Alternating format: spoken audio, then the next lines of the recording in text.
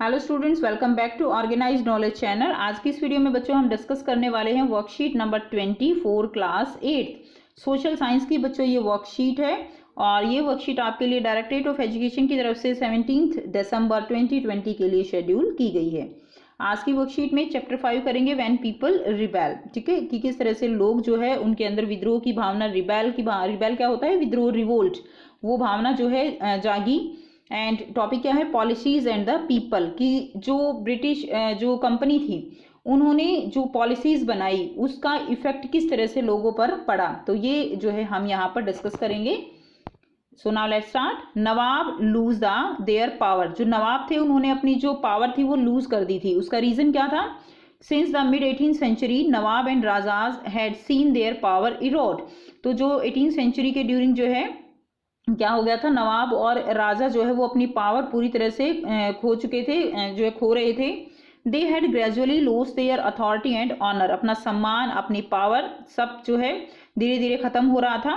Resident had been station in many courts, तो जो courts हैं राज दरबार, कोर्ट्स क्या थे, राज दरबार, तो वहां पर जो है रेजिडेंट वो सेंशन कर दिए गए थे। ठीक है, the freedom of the rulers reduce, जिससे उनकी जो फ्रीडम है वो उनकी खत्म हो रही थी। देयर आर्म्ड फोर्सेस डिसबैंडेड, उनकी जो फोर्सेस थी उनको जो है डिसबैंड कर दिया गया। बेटा एक तरह से डिसबैंड करने का मतलब क्या होता है, भंग कर दिया गया, खत्म कर दिया गया। And their revenues and territories taken away by stages, और उनके जो रेवेन्यूज थे, टेरिटरीज थी, वो जो है उनसे ले ली गई। यानी धीरे धीरे क्या हो रहा था कि जो भी रियासतें थी उनको ब्रिटिश कंपनी वो अपने में शामिल करती जा रही थी और अपना साम्राज्य जो है वो फैला रहे थे। और जब उनकी ताकत ज़्यादा हो गई तो वो जो है जितने भी बचे हुए थे उनके ऊपर अपनी जो पॉलिसीज हैं वो थोप कर उनको अपने अंदर मिलाई जा रही थी। तो किस तरह से, हमने पहले भी वर्कशीट में पढ़ा था कि किस तरह से जो ब्रिटिश कंपनी है वो धीरे धीरे व्यापार करने आए थे और किस तरह से नवाब जो है वो बन बैठे। Many ruling families try to negotiate with the company to protect their interest. तो बेटा काफ़ी जो फैमिलीज थी उन्होंने जो कंपनी थी उनके साथ अपने अधिकारों को बचाने के लिए बातचीत भी की। फॉर एग्जाम्पल जैसे Rani Lakshmibai of Jhansi wanted the company to recognize her adopted son as the heir to the kingdom after the death of her husband after the death of her husband. तो जो रानी लक्ष्मीबाई हैं, सभी बच्चे रानी लक्ष्मीबाई जी के बारे में जानते हैं। तो जो रानी लक्ष्मीबाई थी उनका जो एडॉप्टेड सन था वो चाहती थी कि उनके हस्बैंड की डेथ के बाद उनका जो बेटा है वो जो है क्या बने, राजा बने। इसके लिए उन्होंने बातचीत भी की, लेकिन जो है जो अंग्रेज सरकार थी उन्होंने उनके ऑफर को जो है नहीं माना। And Jhansi wanted the company to recognize her adopted son. After that Nana Saheb the adopted son of Peshwa Bajirao two. ठीक है, तो नाना साहेब अडॉप्टेड सन थे जो पेशवा बाजीराव टू के, प्लीडेड, उन्होंने भी प्लीड किया यानी रिक्वेस्ट की that he be given his father pension when the latter died, कि उनकी जो फादर की पेंशन है वो उनको मिले। ठीक है, however the company confident of its superiority and military powers turn down these please. लेकिन जो कंपनी थी वो इतनी अपने आप को सुपीरियर जो है हो चुकी थी, ठीक है, उसके अपनी मिलिट्री पावर के बेस पे इतनी सुपीरियरिटी उसके अंदर आ चुकी थी कि उन्होंने जितनी भी प्लीज थी, जितनी भी रिक्वेस्ट थी, उन सबको ठुकरा दिया। However the company confident and Awadh was one of the last territories to be annexed. तो लास्ट जो था, जो उन्होंने अपनी रियासत को उन्होंने मिलाया, वो क्या था, अवध। इन 1801 a subsidiary alliance was imposed on Awadh. 1801 में जो है एक अलायंस जो है उनके ऊपर इम्पोज किया गया। ठीक है, एक संधि इम्पोज की गई, अलायंस इम्पोज किया गया। And in 1856 it was taken over, और 1856 में उन्होंने जो है अवध के ऊपर कब्जा कर लिया। Governor general Dalhousie declare that the territory was being misgovern and British rule was needed to ensure proper administration. Lord Dalhousie ने क्या कहा कि जो ये टेरिटरी है वो मिसगवर्न है, यानी यहाँ पर जो गवर्न हो रहा है, शासन हो रहा है, वो अच्छा नहीं है। और उसको बेटर करने के लिए ब्रिटिश जो कंपनी है, ब्रिटिश जो कंपनी है उसका यहाँ पर आप कह सकते हो कि उनको प्रॉपर एडमिनिस्ट्रेशन करना पड़ेगा, ऐसा तर्क उन्होंने यहाँ पर अवध को मिलाने के लिए दिया। The company even began to plan how to bring the Mughal dynasty to an end। और कंपनी ने ये भी प्लान किया कि किस तरह मुगल जो डेनेस्टी है, मुगल जो साम्राज्य है, उसको किस तरह से ख़त्म किया जाए। The name of the Mughal king was removed from the coins minted by the company. जो मुगल किंग जो कंपनी के जो कॉइन्स थे, ठीक है, कंपनी ने जो कॉइन्स बना रही थी उन पे क्या था कि मुगल किंग उनकी जो है नेम होता था, वो भी उन्होंने रिमूव कर दिया। In 1849, Governor General Dalhousie announced that after the death of Bahadur Shah Zafar, the family of the king would be shifted out of the Red Fort and give another place in Delhi to reside in. उन्होंने 1849 में जो डलहौजी थे उन्होंने announce किया कि बहादुर शाह जफर की death के बाद उनकी फैमिली को जो रेड फोर्ट है उससे निकालकर किसी दूसरी जगह पे शिफ्ट किया जाएगा। And in 1856, the Governor General Canning decided the Bahadur Shah Zafar would be the last Mughal king, and after his death, none of his descendants would be the recognized as king, and they would just be called princes. उन्होंने क्या कहा, Canning ने कहा कि बहादुर शाह जफर की death के बाद कोई भी उनका जो आप कह सकते हो कि आगे जैसे एक हेरिडिटी थी कि राजा का बेटा राजा बनेगा, वो नहीं होगा। उन्होंने कहा बहादुर शाह जफर जो है वो लास्ट क्या होंगे, लास्ट जो है किंग हैं, और उनकी डेथ के बाद किसी को भी किंग नहीं बनाया जाएगा। उनको केवल प्रिंस जो उनके बच्चे हैं, ठीक है, उनको केवल एक जो प्रिंस होते हैं उनका दर्जा मिलेगा, यानी राजकुमार का दर्जा तो देंगे लेकिन वो जो है उनको किंग नहीं बनाएंगे। ठीक है, उसके बाद देखिए द पीजेंट एंड द सिपाही। पीजेंट बेटा यानी जो फार्मर्स हैं, एंड सिपाही, ठीक है। In the countryside, peasant and जमींदार resented the high taxes and rigid methods of revenue collection. तो क्या हो रहा था कि जो विलेजेस थे वहाँ पर जो जमींदार थे, जो किसान थे, जमींदार किसानों से हाई टैक्सेस जो है वो लेते थे, और रेवेन्यू कलेक्शन का एक बहुत ही रिजिड मेथड था जिसको किसान जो है, जो पीजेंट्स थे, वो पे नहीं कर पाते थे। Many failed to pay back their loan to the money lenders and gradually lost the lands and they have tilted for generations. इसमें क्या हो रहा था बेटे कि वो अपना लोन जो है रिपे करने में मनी लेंडर्स को फेल हो रहे थे, और क्या होता था पहले की ज़मीन जो है वो गिरवी रख दी जाती थी, ठीक है, फिर जब वो टैक्स नहीं देते थे एक तरह से तो वो ज़मीन जो है वो उनकी हो जाती थी। ऐसा कोई सिस्टम जो है उस टाइम चला हुआ था। तो इससे क्या हो रहा था कि वो इतना हाई टैक्स लेते थे कि वो ज़मीन का टैक्स जो है मनी लेंडर्स को दे नहीं पाते थे, फिर वो ज़मीन उनके कब्जे में चली जाती। इससे उनकी जो पुरखों की ज़मीन थी वो सारी उनसे छिनती जा रही थी। इसीलिए उनके अंदर एक गुस्सा जो है वो डेवलप हो रहा था धीरे धीरे पीजेंट्स के अंदर। अब हम बात करेंगे द इंडियन सिपाही, उनके साथ क्या हुआ। इंडियन सिपाही जो थे in the employ of the company also had reason for discontent. तो उनके साथ भी जो है, उनके पास भी इस तरह के कुछ उनके साथ भी मिसबिहेव किया जा रहा था। They were unhappy about their pay allowances and condition of services.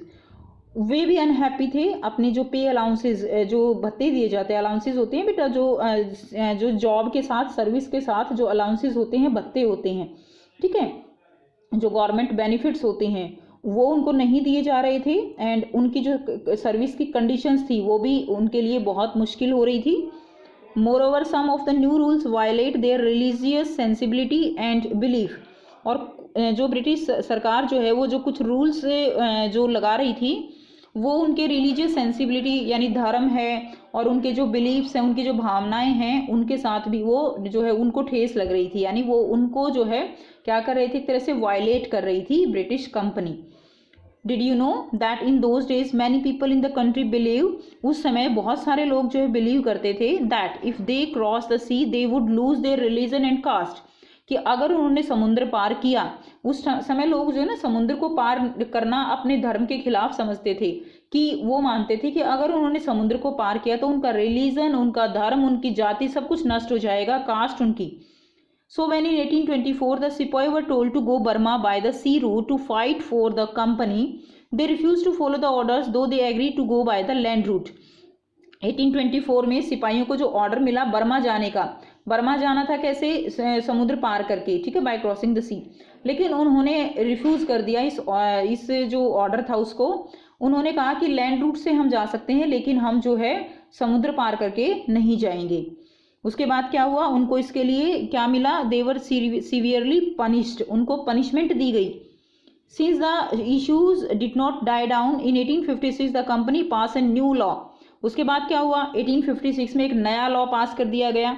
We state that every new person who took up employment in the company army had to agree to serve overseas if required.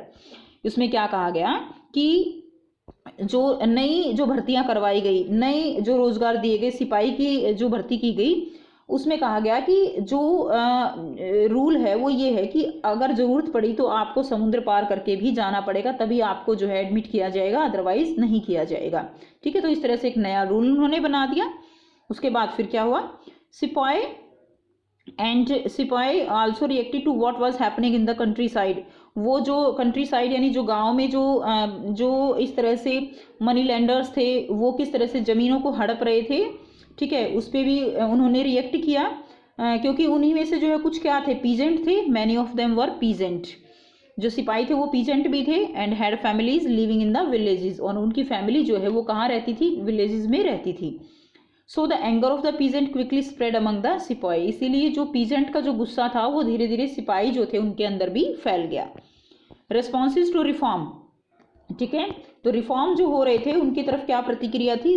ठीक है, reform यानी जो सुधार हो रहे थे. The British believe that Indian society had to be reform. British सोचते थे कि जो इंडियन सोसाइटी है उसके अंदर बहुत सारी कमियां हैं, उनको रिफॉर्म करना चाहिए, उनको रिमूव करना चाहिए. Laws were pass to stop the practice of sati and to encourage the remarriage of widows. तो बेटा पहले जो है सती प्रथा जो है होती थी, उसमें क्या था कि अगर किसी के हस्बैंड की डेथ हो जाती थी तो लेडीज जो थी, जो उसकी वाइफ थी, उसको उसके साथ ही जला दिया जाता था, जिंदा जला दिया जाता था. ठीक है, इसको सती प्रथा जो है वो कहते हैं. तो इस तरह के जो आप कह सकते हो समाज में फैली हुई थी ये चीज़ें, इनको अंग्रेज़ों ने निकालने के लिए लॉ बनाए. इसके अलावा जो विडो होती थी यानी जो विधवा होती थी लेडीज़, उनको रीमैरिज करने की परमिशन नहीं होती थी. ये उनके रिलीजन आप कह सकते हो वो उसके खिलाफ था. लेकिन अंग्रेज़ों ने जो है इसके लिए भी लॉ बनाए. English language education was actively promoted. तो इंग्लिश लैंग्वेज एजुकेशन को भी प्रमोट किया गया.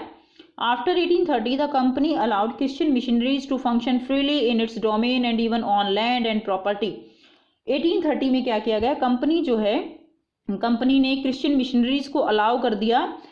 यहाँ पर ज़मीन लेके जो है अपनी लैंड भी ले सकते हैं, प्रॉपर्टी अपनी जो है वो स्टोर कर सकते हैं, प्रॉपर्टी बना सकते हैं. ठीक है, तो ये उन्होंने फ्री कर दिया. In 1850 a new law was pass to make the conversion of to Christianity easier.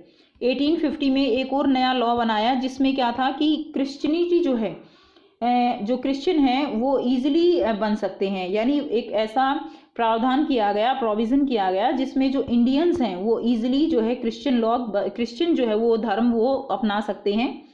उसके अकॉर्डिंग क्या था, this law allowed an Indian who had convert to Christianity to inherit the property of his ancestors.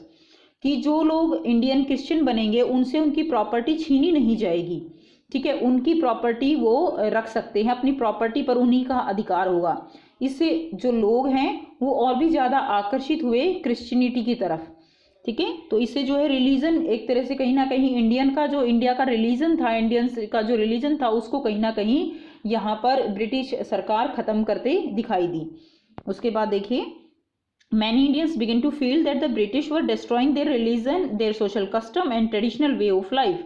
तो इससे लगा कि जो Indians है वो उनके रिलीजन, उनके सोशल कस्टम और उनकी जो ट्रेडिशनल वे है लाइफ का, उसको कहीं ना कहीं वो डिस्ट्रॉय कर रहे हैं. तो ये थी बच्चों आपकी आज की वर्कशीट. अब हम करेंगे क्वेश्चन आंसर. काफ़ी इजी है क्वेश्चन आंसर, सारे वर्कशीट में ही आंसर हैं. तो फर्स्ट क्वेश्चन देखिए, why was the freedom of local rulers getting reduce. तो बेटा फ्रीडम जो है लोकल रूलर्स की वो रिड्यूस हो गई थी, क्यों. तो आइए बेटा लिखते हैं इसका आंसर.